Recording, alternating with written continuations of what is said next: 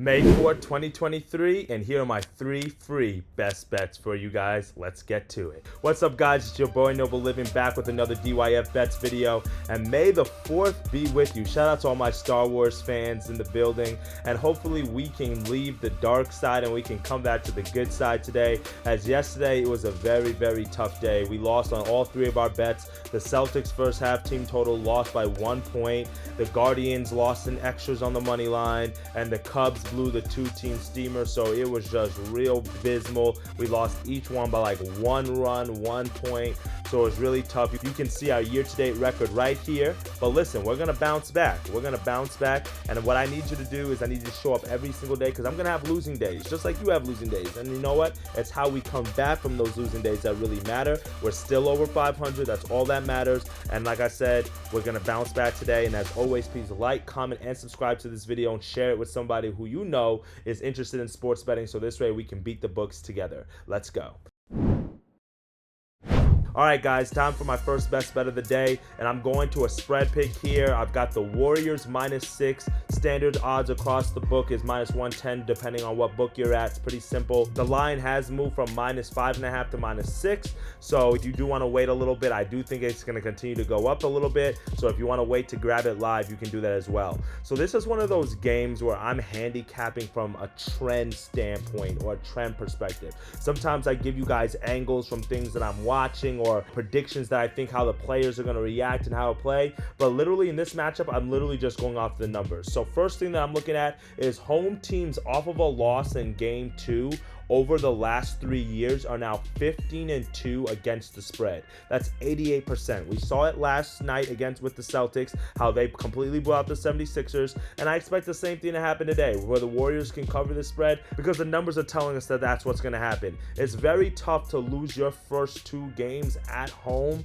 in a series like this, and I don't see the Warriors losing. So because of that, I think they're going to cover the spread, and like I said, the number said that they're going to cover it about 88% of the time. Also, it just helps that the Warriors are very strong at home as well. They're 28-16-1 against the spread this year at home, and I love to see that. And another stat that I was looking at is LA has been an underdog by 5 points or more 27 times this year, and they're 10-16-1 against the spread in those matchups. So if you follow all those trends, all the numbers are saying go with the Warriors on the spread today, and that's what I'm going to have to do. I've ignored the trends a few times like I did yesterday when I took the first half instead of just taking the full spread. But listen, I learned my lesson. You only got to make this mistake once, so I'm going to go with the Warriors today, and I believe that we should get a bounce back performance from Steph. I mean, he played well, 27 points, 10 of 24 from the field, but I feel like he could do a little bit better, and Clay as well. He went 9 of 25 from the field. Yes, they both hit 6 3-pointers, which I think is the main thing that kept them in the game,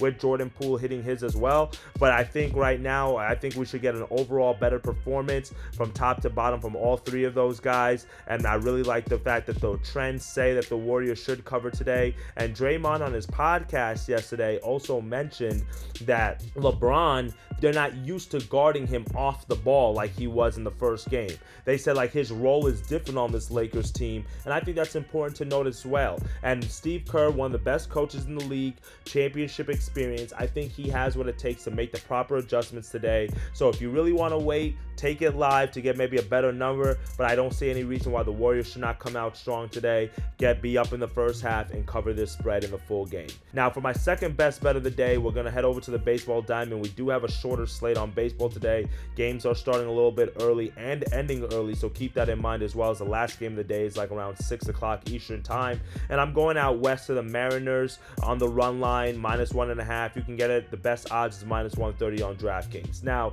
this is really just a fade against one of the worst teams in baseball. The A's have the worst record at 6-25 so far in the league, and yesterday they had a chance to actually steal a game and win it. They were up 2-0 in the 7th inning, and they ended up losing 7-2 in extras, giving up 5 runs in the top of the 9th and 7 runs in the last 7th, 8th, 9th, and 10th inning. That's tough. right? And the A's, like I said, they're just not really that strong of a team, and they're going to face a pitcher who's been in good form. George Kirby for the Mariners, he's 2-2 on the year with a 2.93 ERA, but he's been sharp in his last few starts. In his last matchup, he went 8 innings, he gave up 4 hits and only 1 earned run, and that was against a very strong Phillies lineup.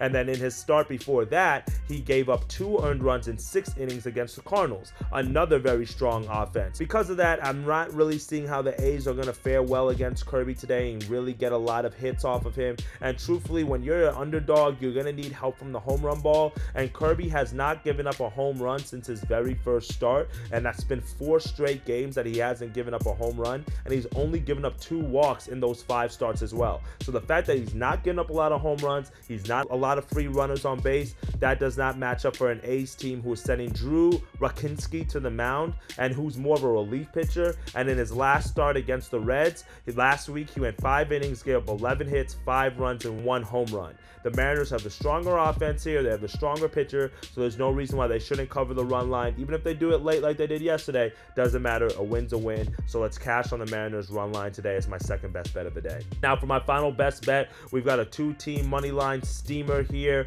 Odds about plus 158, and I've got the Orioles on the money line, and I'm parlaying them with the Jays money line. Now I took the same parlay last night, and you probably are thinking I'm a fool for running it back, but I gotta run it back, okay? Both of them burned us last night, but I think we're gonna have a bounce back performance from both of these teams because they just hold the advantage when it comes down to the pitching matchup.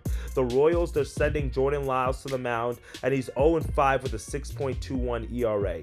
Very dismal. In his last start against the Twins, 4 innings, 7 hits, 7 earned runs, 2 home runs, 4 walks. That's not going to get it done against a very strong Orioles lineup. He's also given up 4 runs in each of his last 5 starts, and he's facing an Orioles team that is sending Grayson Rodriguez to the mound. And in back-to-back starts, he's gone 5 shutout innings. Granted, both of those games were against the Tigers, but what I like to see is that the Royals have a very similar lineup to the Tigers. Both of them ranked in the bottom of the league in terms of power. They both have very similar weapons, and because of that, I really like the Orioles in today's matchup, and I think they'll get it done. So give me the Orioles on the money line.